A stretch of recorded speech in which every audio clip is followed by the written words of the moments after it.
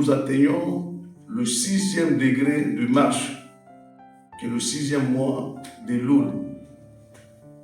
Et à ce 6e degré de marche avec Hachem, il y a donc une 7e porte, qui est donc le mois de Tishri.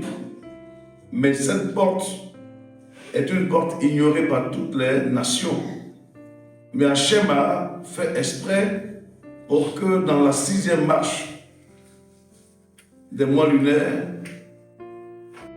la 6e marche soit donc le mois qui nous entraîne dans un élan de prière à cause d'abord du chiffre 6. Le chiffre 6 qui symbolise l'insuffisance de l'homme, le manque. L'homme qui a donc besoin qu'on le tienne la main, qui a toujours besoin qu'on le secoue.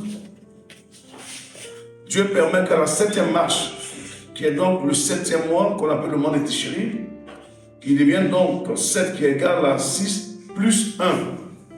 Donc, le mois de la 7e étape, du 7e niveau, qui nous entraîne donc dans la relation avec Hachem.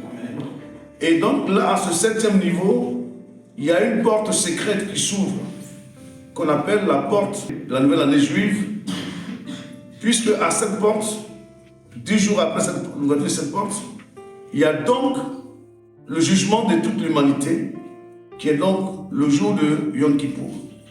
Là où Dieu se souvient de toutes nos actions menées au cours de l'année antérieure, comment on a vécu, tout ce que nous avions fait, c'est un jour où Dieu va donc établir des jugements. C'est là qu'il prend la résolution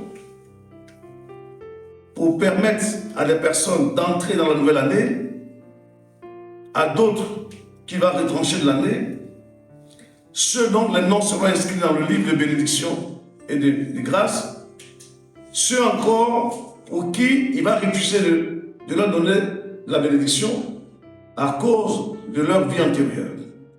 Le mois de Loul devient donc un mois secret, où celui qui a la connaissance et la révélation, durant 40 jours, de la même manière qu'un fœtus se forme dans le sein de la femme durant 40 jours, ces 40 jours deviennent donc des temps de transformation, des temps de reconstitution spirituelle, des temps de rétablissement, de renouvellement de la personne, des temps où Dieu se charge de te repositionner dans une nouvelle année.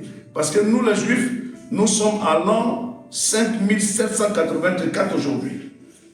Et dans 40 jours, nous arrivons à l'an 5785, qui est l'ère de la création. Et le jour de Rosh Hashanah, le premier jour de Rosh Hashanah, est donc le jour de la création, où Hachem s'arrête et il fait un bilan. Vous voyez, c'est un jour anniversaire. Et donc, il s'en fout s'il ne sait pas, s'il n'a pas de révélation. Ce qu'il sait, ce jour, c'est un jour de bilan annuel et chacun devrait se remettre en cause. Et ce jour-là, Hachem expressement reçoit toutes les accusations des esprits dans le ciel qui lui disent, tel a été comme ça, celle-ci, elle a fait comme ci.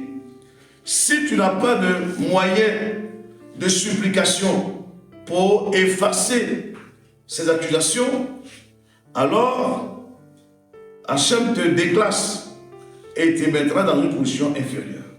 Mais comme c'est un Dieu de miséricorde, un Dieu qui n'a jamais voulu que l'homme qui a créé à son image se perde, il nous institue un mois, 40 jours, pour nous refaire spirituellement, 40 jours qui est le temps de la traversée du désert, pour reprendre une vie nouvelle avec lui.